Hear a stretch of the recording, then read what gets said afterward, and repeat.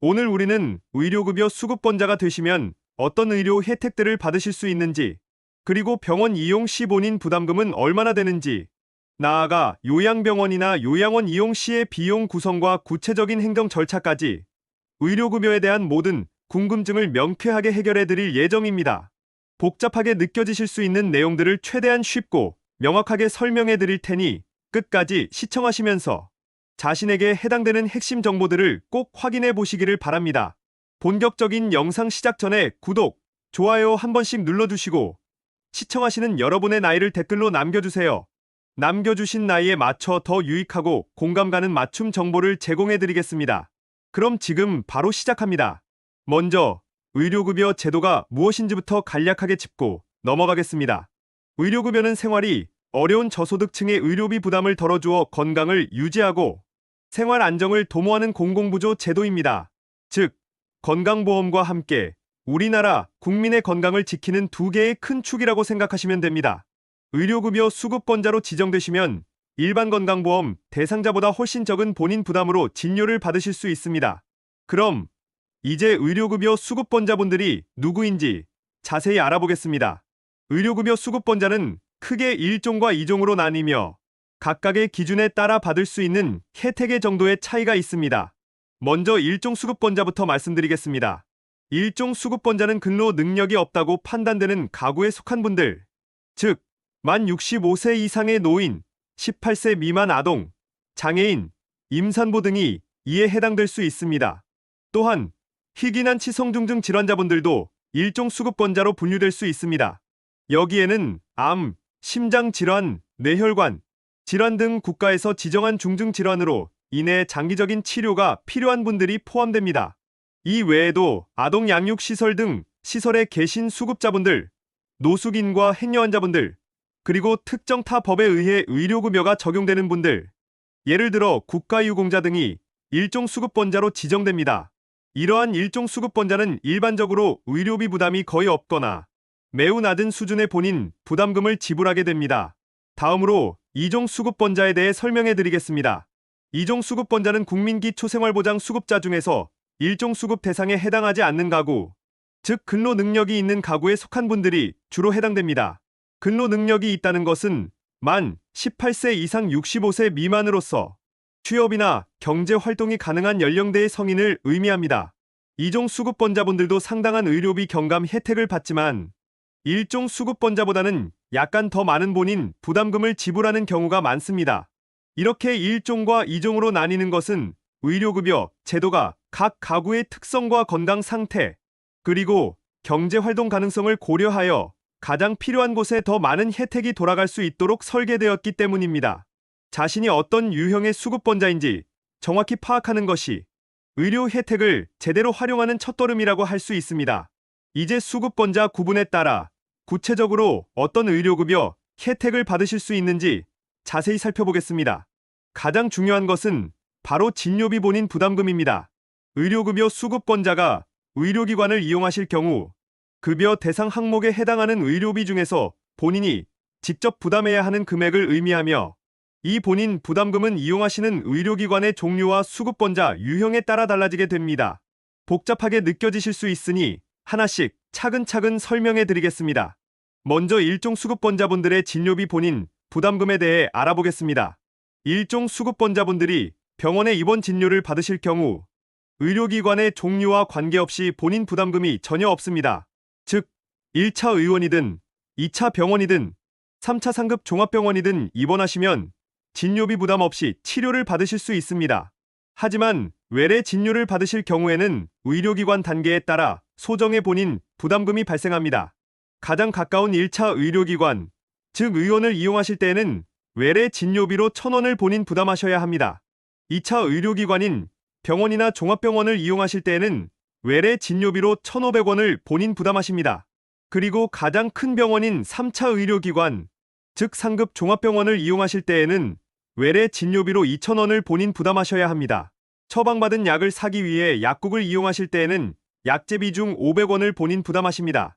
또한 펫CT 검사 등 특정한 고가 검사를 1종 수급번자분들이 외래로 이용하실 때에는 진료비의 5%를 본인 부담하시게 됩니다.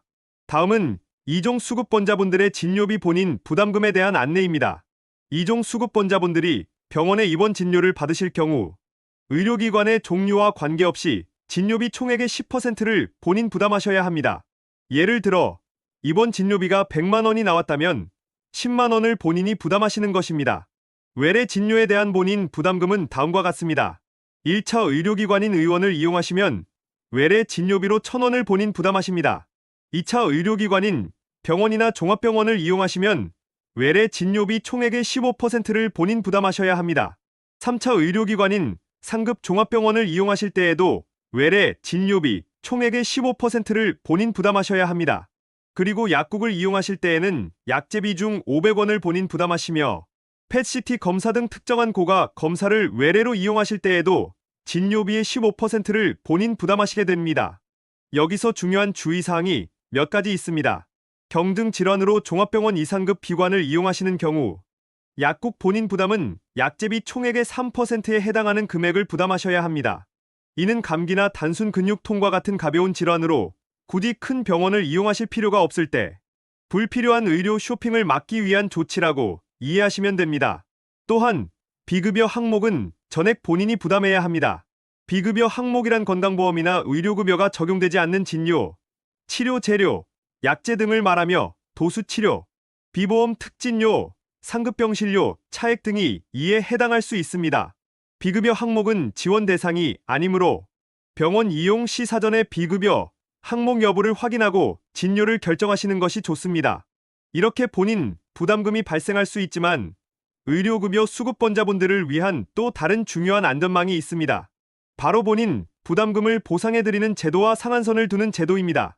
이 제도들은 갑작스럽게 많은 의료비가 발생했을 때 여러분의 부담을 덜어드리기 위한 아주 중요한 장치입니다. 그럼 먼저 본인 부담금 보상제에 대해 말씀드리겠습니다. 이 제도는 단기간에 발생하는 의료비 부담을 경감해주는 제도입니다. 일종 수급번자분들의 경우 매 30일간 본인 부담액이 2만 원을 초과했을 때 그 초과 금액의 50%를 보상받으실 수 있습니다. 예를 들어 30일간 본인 부담액이 2만 5천 원이 나왔다면 2만 원을 초과한 5천 원의 절반인 2,500원을 돌려받으시는 것입니다. 이종 수급번자분들의 경우 매 30일간 본인 부담액이 20만 원을 초과했을 때 그 초과 금액의 50%를 보상받으실 수 있습니다. 이종 수급번자분들은 입원 시 본인 부담금이 10%이므로 장기간 입원이나 고액의 외래 진료가 필요할 때 이 제도의 혜택을 크게 보실 수 있습니다. 다음은 본인 부담금 상한제에 대한 설명입니다. 이 제도는 1년 동안 발생하는 의료비 부담을 특정 금액 이상으로 넘어가지 않도록 하는 가장 강력한 안전장치라고 할 수 있습니다. 일종 수급번자분들의 경우 매 30일간 본인 부담액이 5만 원을 초과하면 그 초과 금액 전액을 보상받으실 수 있습니다. 이는 아주 큰 혜택으로 일종 수급번자분들은 고액의 의료비에 대한 걱정을 크게 덜 수 있도록 돕습니다. 이종 수급번자분들의 경우 연간 80만 원을 초과하는 본인 부담액에 대해서는 초과 금액 전액을 보상받으실 수 있습니다. 다만 예외적으로 요양병원에 240일을 초과하여 입원하시는 경우에는 연간 상한액이 120만 원으로 조정됩니다. 이는 불필요하게 장기 입원하는 것을 방지하고 정말 필요한 경우에만 혜택을 집중하기 위한 조치입니다. 이러한 본인 부담금 보상제와 상한제는 의료비로 인해 가게가 파탄나는 것을 막아주고 꾸준한 치료가 필요한 분들이 재정적인 부담 없이 치료에 전념하실 수 있도록 돕는 매우 중요한 제도입니다. 따라서 고액의 진료비가 발생했다면 이 제도의 적용 여부를 반드시 확인하시기를 바랍니다. 보통은 병원에서 자동적으로 시스템에 반영하여 처리해주지만 혹시 누락되는 부분이 있을 수도 있으니 지자체나 국민건강보험공단에 문의하여 확인해보는 것이 좋습니다. 이제 많은 분들이 궁금해하시는 요양병원이나 요양원 이용 시의 비용 구성과 기초생활수급자분들을 위한 특별한 지원 내용에 대해 알아보겠습니다. 요양병원에 입원하실 경우 발생하는 비용은 크게 여러 가지 항목으로 구성됩니다. 첫 번째는 진료비 및 입원비입니다. 이는 질병의 치료와 관련된 의료 서비스 비용입니다. 건강보험 또는 의료급여 적용 기준에 따라 본인 부담률이 달라지게 되는데 앞서 설명해드린 의료급여 수급번자의 본인 부담률이 적용됩니다. 두 번째는 식대입니다. 식대 역시 급여 항목으로 분류되어 있지만 식재료비 등 일부 항목에 대해서는 본인 부담이 발생할 수 있습니다. 세 번째는 병실료입니다. 일반 병실을 이용하실 때에는 급여가 적용되지만 1인실이나 2인실과 같은 상급 병실을 이용하실 때에는 추가 비용이 발생하며 이는 비급여 항목으로 분류되어 전액 본인 부담하셔야 합니다. 네 번째는 간병비입니다. 요양병원 간병비는 많은 가구에 큰 부담이 될 수 있는 항목입니다. 1대1 간병은 비용이 가장 높으며 여러 환자를 한 명의 간병인이 돌보는 6대1 간병 등 간병 형태에 따라 비용이 달라집니다. 특히 간병비는 원칙적으로 전액 비급여 항목이므로 본인이 부담해야 합니다. 하지만 최근에는 일부 요양병원에서 간호간병 통합 서비스가 시행되는 경우도 있으니 이 경우 본인 부담이 줄어들 수 있습니다. 입원하시려는 요양병원에 이러한 서비스가 제공되는지 사전에 확인해 보시는 것이 좋습니다. 마지막으로 기타 비급여 항목입니다. 임의용비, 프로그램비, 개인 의료용품 구입비, 특정 약제비, 기저귀값, 재증명 수수료 등은 의료급여가 적용되지 않는 항목들입니다. 이 비용들은 별도로 전액 본인 부담입니다. 이처럼 요양병원의 비용은 다양한 요소들로 이루어져 있습니다. 그럼 기초생활수급자분들의 요양병원 이용에 있어서는 어떤 특별한 지원 내용이 있는지 알아보겠습니다. 생계급여를 받고 계신 기초생활수급자분들은 요양병원 이용 시 발생하는 본인 부담금을 생계급여를 통해 대체하여 전액 무료로 이용할 수 있습니다. 이는 정말 큰 혜택이라고 할 수 있습니다. 특히 이 혜택은 장기요양 등급을 받은 후 본인 부담금이 발생하는 장기요양기관, 예를 들어 요양원이나 노인요양 공동생활가정 등을 이용하실 때 해당됩니다. 즉, 장기요양보험 혜택을 받는 범위 내에서의 본인 부담금에 대해 생계급여를 활용할 수 있다는 의미입니다. 그러나 여기서도 식대비, 상급 병실료, 인이용비 등 비급여 항목은 여전히 별도로 부담이 발생할 수 있습니다. 요양병원에 따라서는 이러한 비급여 항목에 대해서도 지자체 지원을 받거나 자원봉사 프로그램을 통해 일부 감면될 수 있는 경우가 있으니 입원을 결정하시기 전에 반드시 해당 요양병원과 지방자치단체에 문의하여 자세한 정보를 확인하시는 것이 중요합니다. 입소 전 상담을 통해 예상되는 총 비용을 정확히 파악하시는 것을 강력히 권장해드립니다. 이제 요양원 입소를 고려하시는 기초생활수급자분들을 위한 행정 절차와 유예사항을 자세히 안내해드리겠습니다. 요양원은 요양병원과는 성격이 조금 다릅니다. 요양병원은 치료에 중점을 둔 의료기관인 반면 요양원은 돌봄과 생활에 중점을 둔 장기요양기관입니다. 이 절차를 정확히 따르시는 것이 혜택을 놓치지 않고 안정적인 요양원 생활을 시작하는 데 필수적입니다. 그럼 요양원 입소 절차에 대해 단계별로 설명해 드리겠습니다. 요양원 입소의 가장 첫 번째 단계는 장기요양 등급 판정입니다. 국민건강보험공단에서 장기요양 등급, 즉 1등급부터 5등급까지를 받으셔야 합니다. 이 등급을 받아야만 장기요양 서비스의 혜택을 받으실 수 있습니다. 아직 등급이 없으시다면 국민건강보험공단에 문의하시어 등급 신청 및 판정 절차를 시작하셔야 합니다. 장기요양 등급을 받으신 후에는 다음으로 요양원 선택 및 상담을 진행하셔야 합니다. 입소를 희망하는 요양원을 직접 방문하시거나 전화로 상담해 보시는 것이 좋습니다. 요양원의 위치, 시설, 프로그램, 입소 비용, 특히 기초생활수급자를 위한 추가 지원 여부 등을 꼼꼼히 확인하고 입소 여부가 결정되면 요양원에서 입소 확인서를 발급받으셔야 합니다. 이어서 세 번째 단계는 전입신고입니다.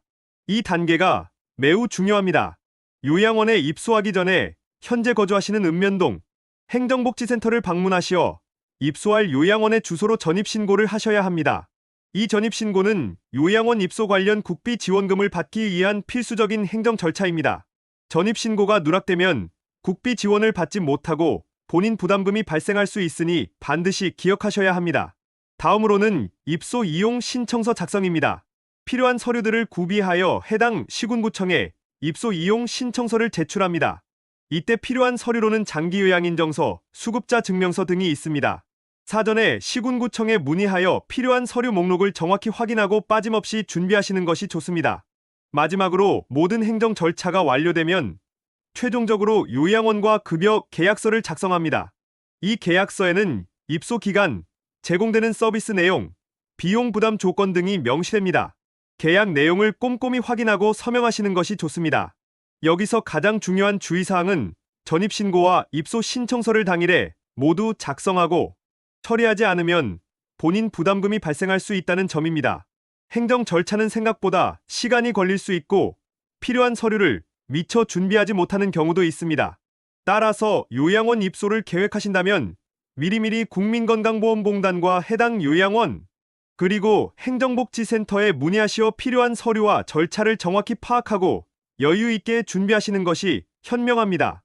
이처럼 의료급여 제도는 우리 사회의 취약계층이 건강을 유지하고 품위 있는 삶을 영위할 수 있도록 돕는 매우 강력한 사회 안전망입니다. 이 제도를 정확히 이해하고 적극적으로 활용하는 것이 여러분의 권리를 제대로 누리는 길이라고 말씀드릴 수 있습니다.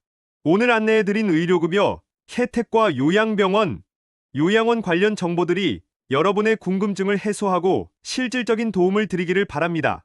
오늘 영상에서는 의료급여 수급번자의 대상 분류부터 의료기관 이용 시의 본인 부담금, 그리고 본인 부담금 보상제와 상한제, 더 나아가 요양병원 비용 구성과 기초생활수급자분들을 위한 요양원 입소 절차와 주의사항까지 의료급여 제도의 핵심 내용들을 자세히 살펴보았습니다.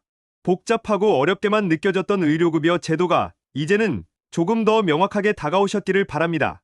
이처럼 국가와 지자체는 여러분의 건강과 생활 안정을 위해 다양한 제도를 마련해 두고 있습니다.